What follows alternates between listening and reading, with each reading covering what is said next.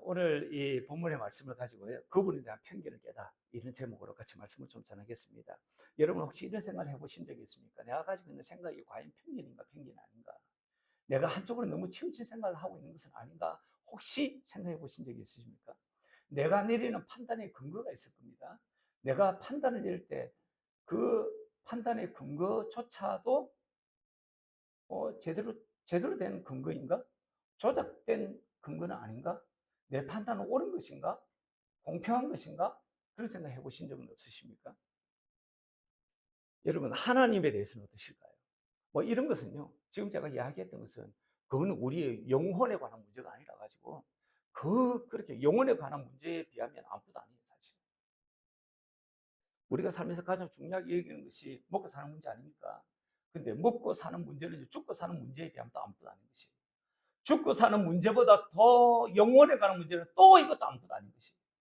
그래서 가장 중요한 것은 영혼까지 능히 죽이는 하나님 그분을 두려워하셔야 돼요. 하나님에 대한 시선은 어떨까요? 편견, 왜곡된 시선은 없을까요?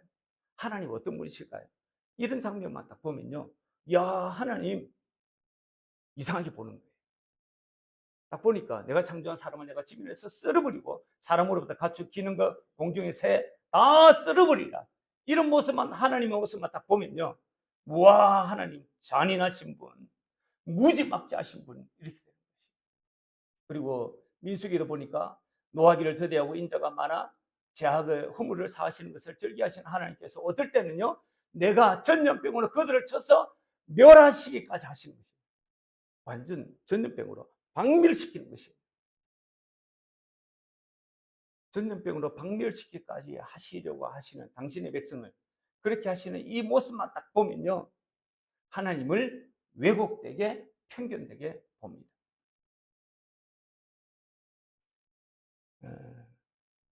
이런 하나님을 제대로 보시려고 하면요. 여기에 하나님께서 저기까지 이르시기 전까지의 이스라엘 백성들이 어떻게 당신의 백성들이 해왔는가를 보면요. 하나님이 대단하시다. 하나님 진짜 자비로우신 분.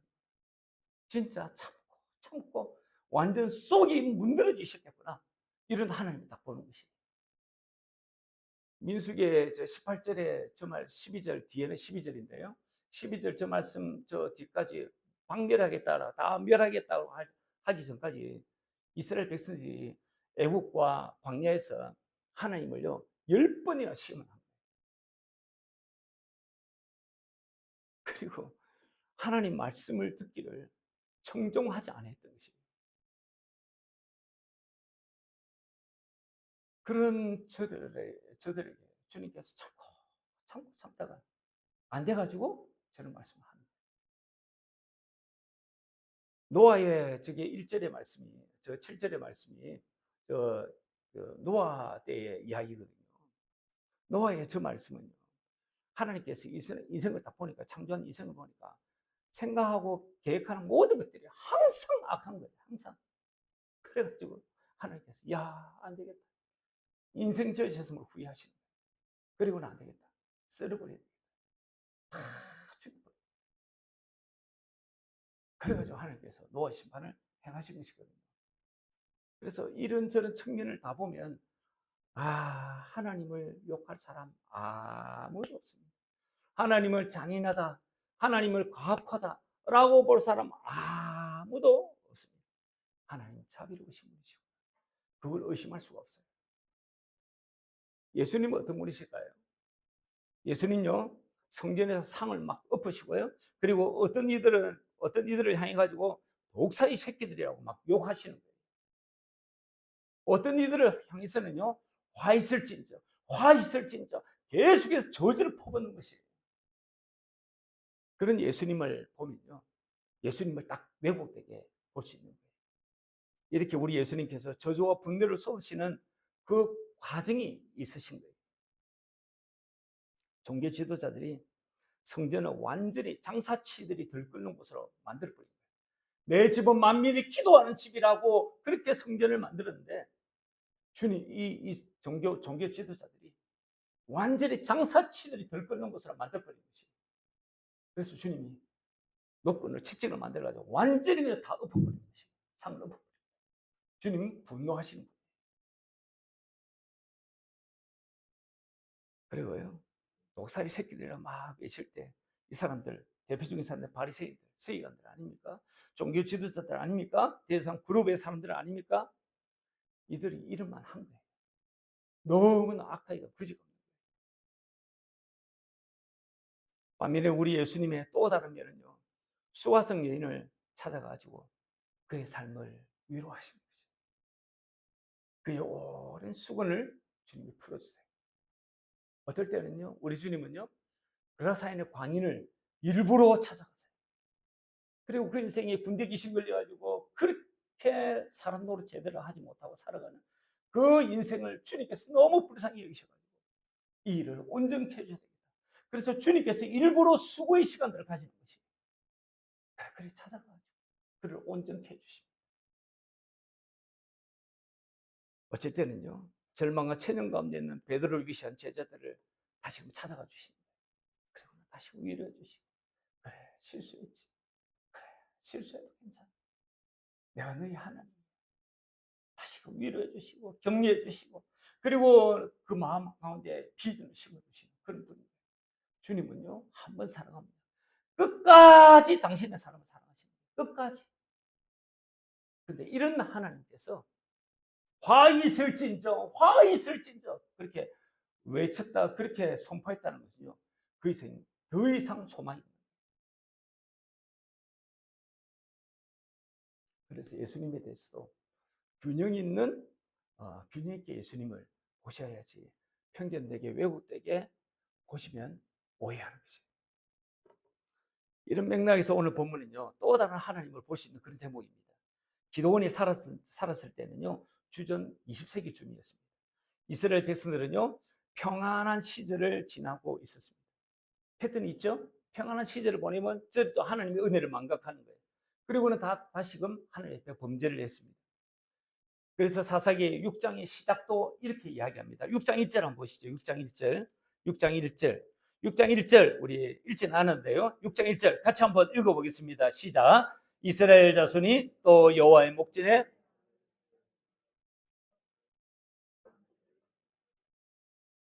악을 행한 거예요. 그래서 7년 동안 미디안의 손에 종로로 제대로 인생살이하지 못하도록 그렇게 조치를 한 것입니다. 그래서 미디안 족속이 침략을 한 거예요. 그리고는 매년 농사철에 이스라엘 백성들이 파종을 하고 나면요.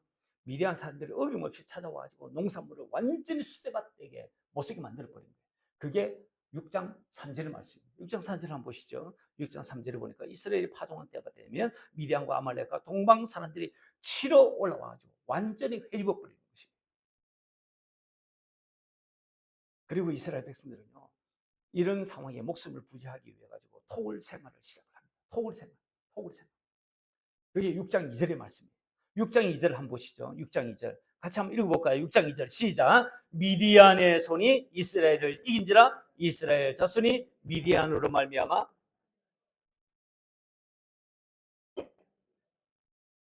미디안 사람들이요 쳐들어와가지고는 농작물이 막 피해를 입힌 것이 아니라 여자와 아이들도 끌고 왔던 거예요. 그래서 여자와 아이들을 숨겨두고 또 먹을 양식을 감춰두기 위해서 산에 토굴을 판 거예요. 거기서 생활을 한 것입니다. 이스라엘 백성들은 굴에서 생활하면서 7년이라고 하는 고통스러운 시절들을 지납니다. 그런 가운데 저들이 하나님 앞에 부르짖는 거예요. 사사시대에 반복되는 악순환의 한 패턴입니다. 사사기 6장 6절 한번 보시면요. 6절 한번 보시죠.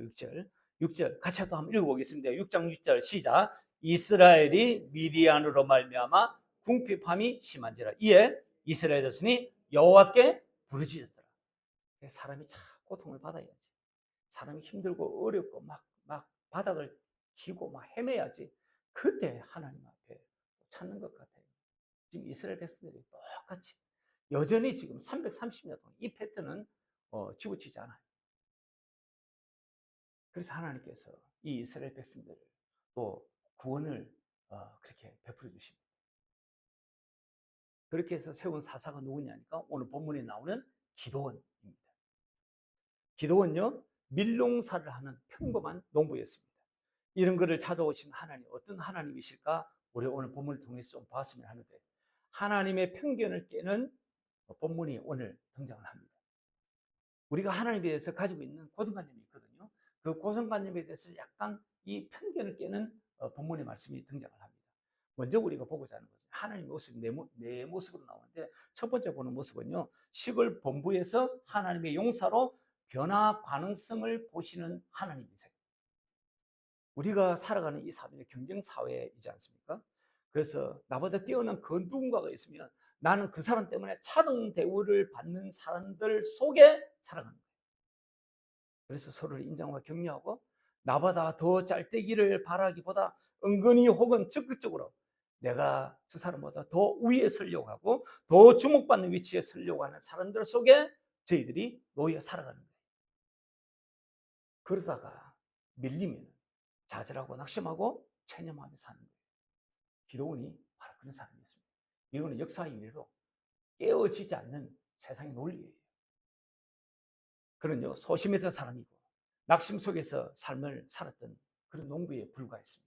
11절 한번 보시죠. 11절 보니까 여호와의 사자가 아비에스랄 요아스에게 속한 오브라의 일을 상수리나무 아래에 앉으니라. 마침 요아스의 아들 기드온이 미디안 사람에게 알리지 아니하려 하여 밀을 포도주 틀에서 타작을 하더니, 지금 기드온이 타작을 하고 있습니다. 어디서 타작을 하냐니까 포도 틀에서, 포도원 틀에서 이렇게 하는 거예요.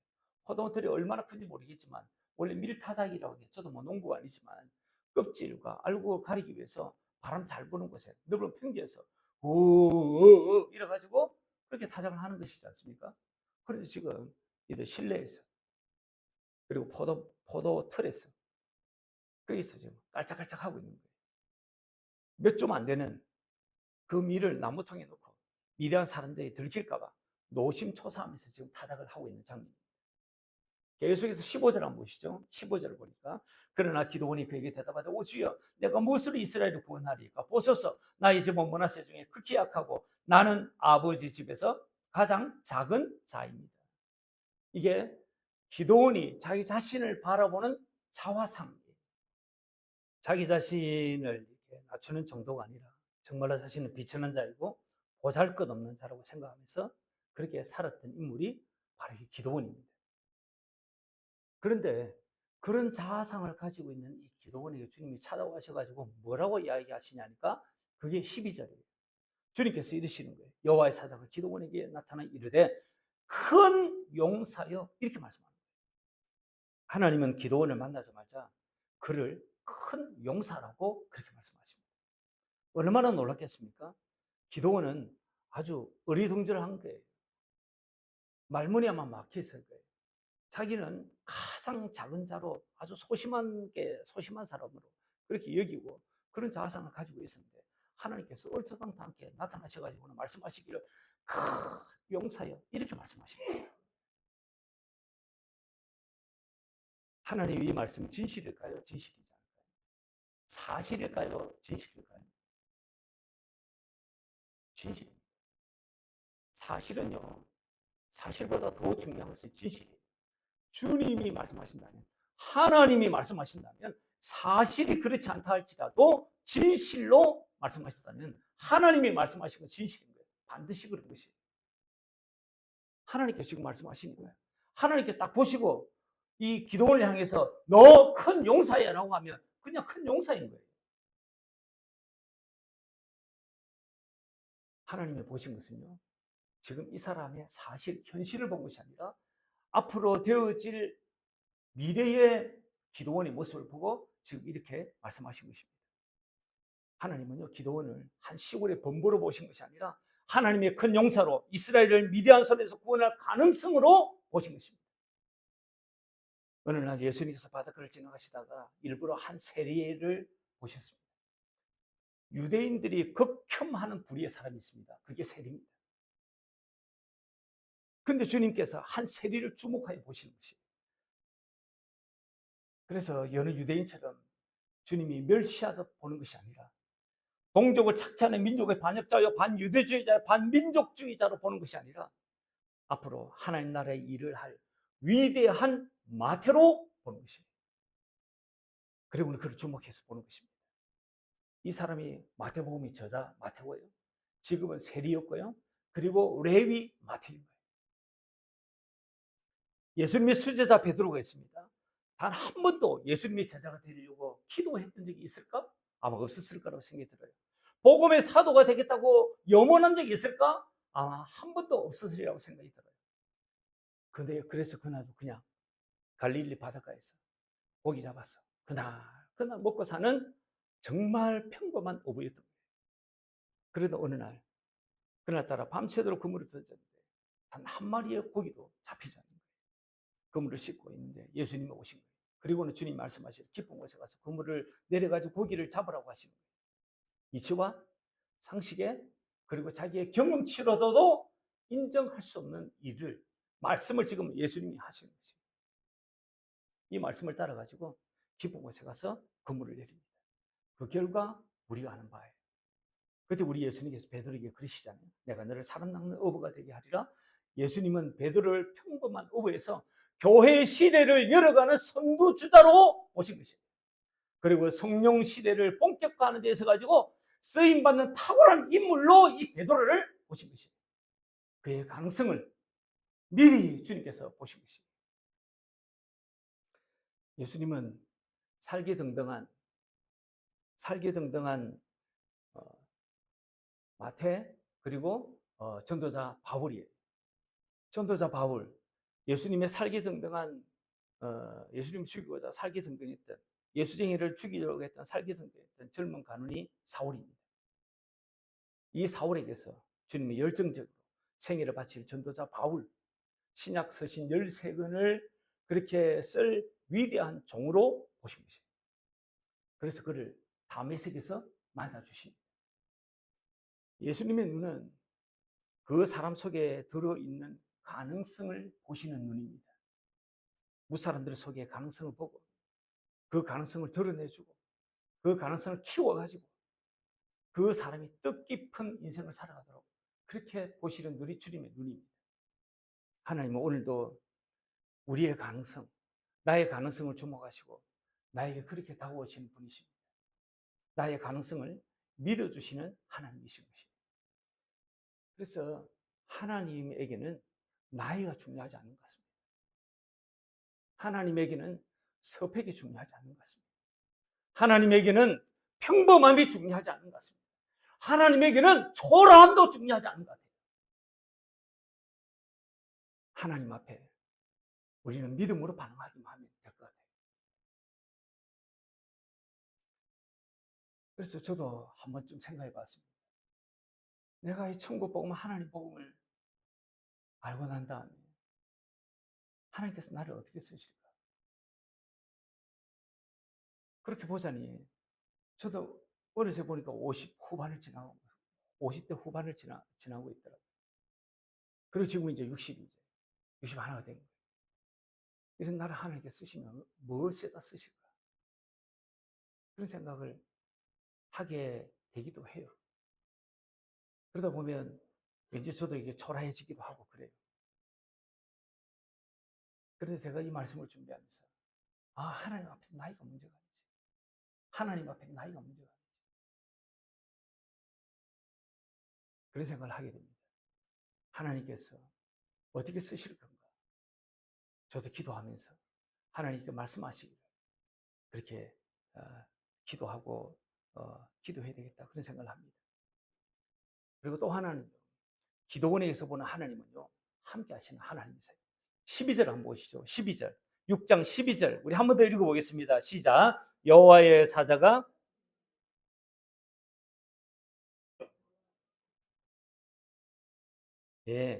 너와 함께 계시도다. 기도원이 큰 용사인 이유가 뭘까요?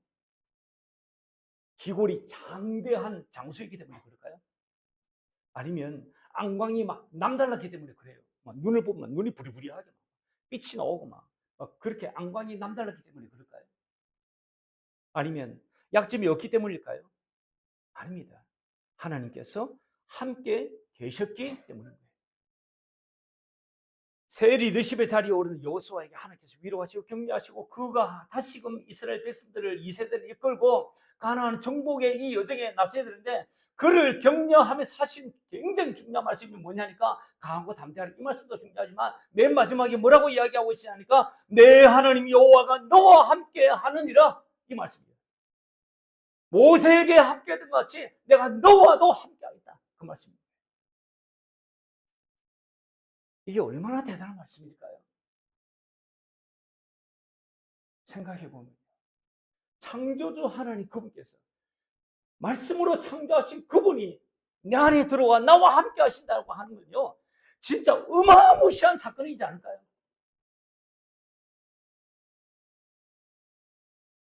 진짜 어마무시한 사건이에요. 그런데 우리는 하나님이 함께 하시는 것을 기도 한번 하면 하나님이 나와 함께 하시고 내 안에 그냥 사시지도 않는데, 사시는 것처럼 잘 느껴지지도 않는데 그냥 생각으로 마음으로 그냥 있다고 여기라 그러고, 아니요, 창조주 하나님이 내 안에 계신다라고 하는 것은 정말로 어마무시한 사건인 것이에요. 어마무시한 사건. 아니, 내 옆에 이 대통령이 있어가지고 나의 백이다라고 하면 그것만으로도 내가 힘을 얻을 텐데, 아니, 한 나라의 나라 대통령 정도가 아니라 우주의 마랑의 왕신 그분이 내 안에 들어와 함께 계신다라고 하는 것은요, 너무너무나 어마무시한 사건인 것이에요, 정말. 그래서 굉장히 놀라운 축복은요, 하나님 그분이 내 안에 함께 계신다라고 하는 것이에요. 근데 이걸 굉장히 허접하게 생각해요. 그냥 돈이나 1억 떨어지면 그것이 굉장히 대단한 것으로 생각하는 것이에요. 하나님 나와 함께 하시는 게 뭐 대단한 일이라고 이렇게 치부하는 경향이 저와 여러분 가운데 있지는 않는가요? 오늘 기도원에게 내가 너와 함께 하겠다, 이것보다 더 힘이 되는 게 없을까요? 어디 있을까요? 최고의 격려였을 거예요. 그리고요, 또 하나 우리가 보자면 세 번째는 뭐냐니까 우리의 푸념을 받아주시고 이해하시고 용납하시는 하나님이십니다. 우리의 이 편견을 좀 깨는 말씀입니다. 13절 한번 보시죠. 13절에 보니까 이렇게 되어 있죠. 기도원이 그에게 대답하되 오 나의 주 여호와께서 우리와 함께 계시면 여호와께서 어찌하여 이 모든 일이 우리에 일어났습니까? 또 우리 조상들이 일찍이 우리에게 이르기를 여호와께서 우리를 애굽에서 올라오게 하신 것이 아니냐 한 그 모든 이적이 어디 있습니까? 이제 여호와께서 우리를 브리사 미디안의 손에 넘겨주신 것이 아닙니까? 지금 이렇게 답하는 거예요. 이렇게 지금 기도원이 하나님 앞에 뭐 푸념? 불평? 뭐 이런 걸 지금 하는 대목이에요.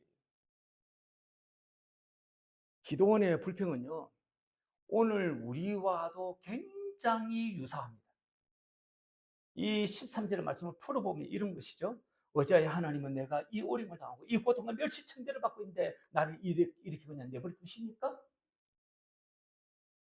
애굽에서 나오게 하신 기적을 왜 지금은 베풀지 않고 있습니까? 내가 지금 이렇게 쇠가 빠지는데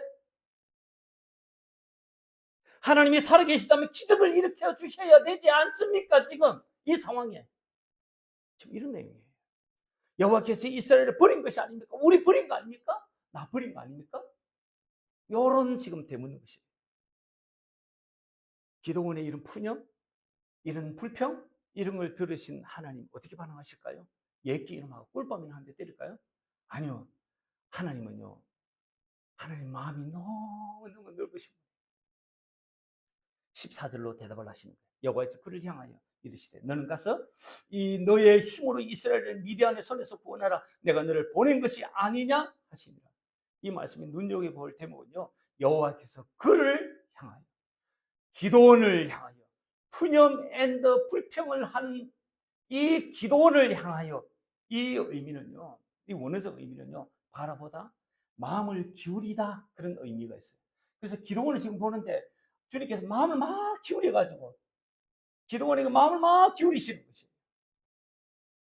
이 마음은요, 이해, 용납의 동정 어린 시선으로 지금 바라보시는 자비의 모습입니다. 그래서 그 앞에서 어떤 푸념도 불평도 통할 수 있을 것 같은 그런 시선을 지금 주님이 가지고 계신 것입니다. 하나님은요, 속 좁은 분 진짜 아니에요. 그렇다고 해서 모든 불평이 다 통용되는 것은 아닙니다. 우리가 불평을 할 때에 아다르고 의다른 말이 있죠. 우리가 불평을 할 때 악감정을 가지고, 하나님 앞에 악감정을 가지고 불평을 쏟아내는 것을 하나님께서 예이놈 하는 것이죠. 불신 그리고 반역의 동기로 불평하는 것은 아니에요. 요것과 분별하셔야 합니다. 지금 기도는요, 하나님을 신뢰하지만 지금의 이 상황이 이해가 되지 않을 때를 두고 하는 푸념 불평인 것이에요. 히브리서 4장 14절 말씀 한번 보시면요, 저런 말씀이에요. 우리 같이 한번 히브리서 4장 15절 같이 한번 읽어보겠습니다. 시작. 우리에게 있는 대제사장은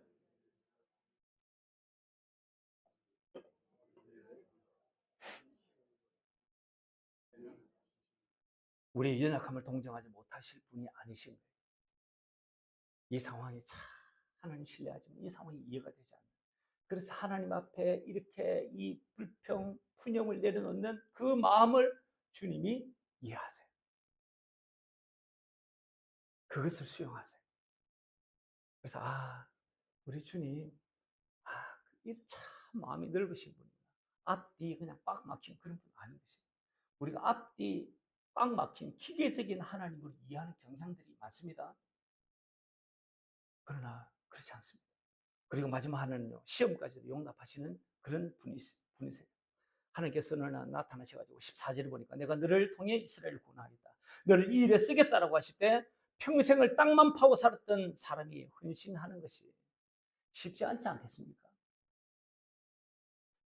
유사한 일에 쓰신다고 하면 그걸 쉽게 받아들일 텐데, 아니 나라를 구원한 지도자로 이 기도문을 쓰겠다 하니 그 받아들이기가 쉽지 않지 않겠습니까? 그래서 기도원이 이렇게 요청을 합니다. 17절에 보니까 기도원이 그에게 대답하되 만일 내가 주께 은혜를 얻었사오면 나와 말씀하신 이가 주 되시는 표징을 내게 보여주십시오. 징표를 지금 요구하는 거예요. 그것도 뒤에 계속 보면요, 3번씩이나 징표를 요구해요.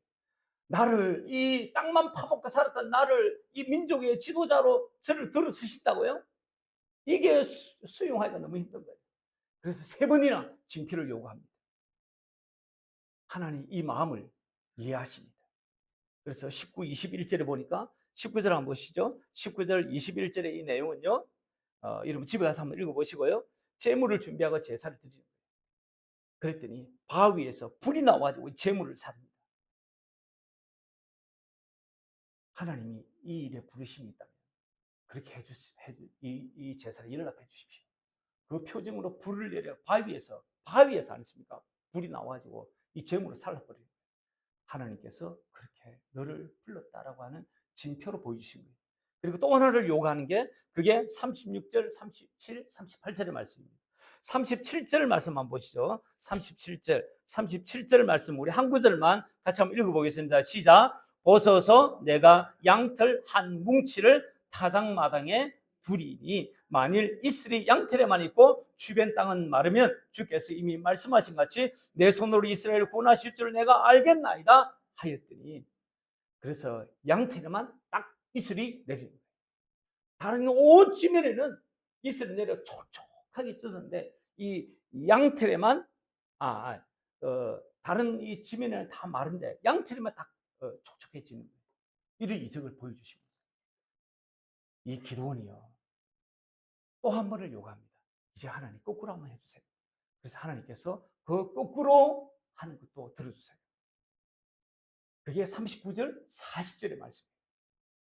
하나님께서 지금 기도원에게 뭘 지금 보여주시는 걸까요? 지금 기도원에게 이 기적을 찾고 이 징표를 요구하는 이 기도원에게 하나님께 지금 뭘 보여주시는 것일까요? 하나님의 마음을 지금 보여주시는 거예요. 하나님의 마음. 야, 나 좀 믿어. 나 좀 믿으라니까. 이 마음을 지금 주님께서 계속해서 보여주시는 것이에요. 그러기 위해서 주님은 시험도 용납을 하십니다. 이것을 일반화시켜서는 안 됩니다. 일반화시켜서는 안 됩니다. 불평, 푸념도 일반화시켜서는 안 됩니다. 아 다르고 어 다른 것이. 기도원이 이러한 시험을 하는 이유가 자기 속에 일어나는 의심을 위해서, 의심을 해소하기 위해서, 의심을 다 없애기 위해서 지금 이렇게 요구하는 거예요. 불확실한 것을 확실하게 하려는 그 열망 때문에 지금 이것을 요구하는 거예요. 하나님께서 나를 이 일을 쓰시기 위해 택하셔서 확신하고자, 하나님을 신뢰하고자 지금 이렇게 시험을 하는 것입니다. 이 동기가 다른 것이에요. 동기가. 기독교는요 결과주의가 아니에요. 기독교는 동기주의예요. 동기주의. 동기가 중요한 것이에요. 동기. 결과는 그렇게 중요하지 않아요. 하나님 앞에. 기도원을 이해하고 그의 마음을 받아오신 하나님의 마음을 아셔야 합니다. 우리 하나님 참 좋으신 하나님. 너무너무나 좋으신 하나님. 제가 한 3분만 더 하겠습니다. 우리 시대에 하나님에 대한 이해함, 예수님에 대한 이해함이 있어가지고 가장 중요한 분이 있습니다. 그분이 누구냐니까 성령님이십니다. 성령님. 성령님이 어떤 분이시냐니까요. 성령님은 살려주는 영으로 오신 우리 예수님. 예수님은 성령 속에서 오십니다. 그래서 그 성령님은 예수님을 가르치고요. 예수님이 하신 말씀을 자꾸 생각나게 하세요. 그 말씀이 요한복음 14장 26절의 말씀입니다. 같이 한번 읽어보겠습니다. 시작. 보혜사 곧 아버지께서 내 이름으로 보내신 성령, 그가 너에게 모든 것을 가르치시고 내가 너에게 말한 모든 것을 생각나게 하시리라. 16장 13절도 한번 읽어보겠습니다. 같이 읽어보겠습니다. 시작. 진리의 성령이 오시면 그가 너희를 모든 진리 가운데로. 예, 성령님은요 절대 스스로 말씀하지 않아요. 예수님이 하신 말씀을 하세요. 예수님은 절대로 당신 스스로 아무 말도 하지 않으세요. 성부 하나님이 시키신 말씀만 하시는 것이에요. 그래서 성부 하나님이 하신 말씀이 성자 예수님을 통해서 성령 하나님으로 그렇게 되어져 가는 거예요. 그래서 생명이 똑같아요. 말씀이 똑같아요. 삼위일체 하나님과 똑같아요. 그리고 성령님은요 예수님을 정언하고 예수님의 영광, 예수님의 마음을 나타내십니다. 그게 요한복음 15장 26절의 말씀입니다. 같이 또 한번 읽어보겠습니다. 시작. 내가 아버지께로부터 너희에게 보낸 보혜사 그가 나를 정언하실 것이요. 그가 나를 정언하시는 거예요. 16장 14절도 한번 보겠습니다. 같이 읽어보겠습니다. 그가 내 영광을 나타내리니 내 것을 가지고 너희에게 알리시겠습니다. 성령님은요 내 것을 가지고 예수님의 것으로 알리는 거예요. 그리고 성령님은 자기의 영광을 드러내지 않아요. 예수님의 영광을 드러내요. 성부 하나님의 영광을 드러내요. 그리고 그분의 마음을 드러내요. 그분의 예수님의 마음을 드러내요. 그리고 우리가 아는 보혜사 성령님은 그냥 한마디로 보혜사예요. 보호하시고 은혜를 베푸시고 가르치시고 그런 분이 보혜사 성령님이세요. 성령 시대에 성령님에 대한 좋은 이해함을 가지고 있다는 것은요. 다시 말하면 성부 하나님, 성자 예수님에 대해서 잘 알고 있다는 거예요. 성령님이 이 일을 하십니다. 예수님을 하나님을 가르치세요. 알게 하세요. 그렇게 해서 우리가 영생에 이르도록 성령님이 역사하시는 거예요. 여러분 어떻게 영생을 얻습니까? 요한복음 17장 3절에 보니까 영생과 유일하신 하나님 참 하나님과 그가 보내신 예수 그리스도를 아는 것이 영생입니다. 하나님과 예수님을 알아야 영생에 이릅니다. 그래서 알도록 힘써야 합니다. 예수님을 하나님을 알도록 힘써야 합니다. 성경 읽는데 창념해야 되지만 그것에서 그치면 안 됩니다. 그걸 통해서 내 안에서 말씀하신 주님을 경험하셔야 합니다. 그래서 하나님과 예수님을 알기를 열망해야 영생이 주어집니다. 뭐 예수님만 믿으면 천국 가지. 그래서 뭐 더 이상 뭐 어떻게 지금 뭐 강단에서 이야기하고 뭐 이런 거 막 음성 듣고 막 경건을 훈련해도 복 잡고 뭐 예수님 믿는 거 왜 이렇게 귀찮노? 그렇게 치부하면요 그 사람이 구원과 상관없습니다. 제가 분명히 이야기합니다. 그 사람 구원과 상관없습니다. 그래서 하나님 알기를 열망해야 합니다. 그렇게 성령님을 통해 하나님과 예수님을 알아가면 내 안에 생명수가 강같이 흐르는 것을 경험합니다. 주님이 내 안에 내가 주님 안에 있다는 것을 알게 됩니다. 바르기는 이 축복과 은혜가 저와 여러분에게 넘치시기를 주님의 이름으로 간절히 축원합니다.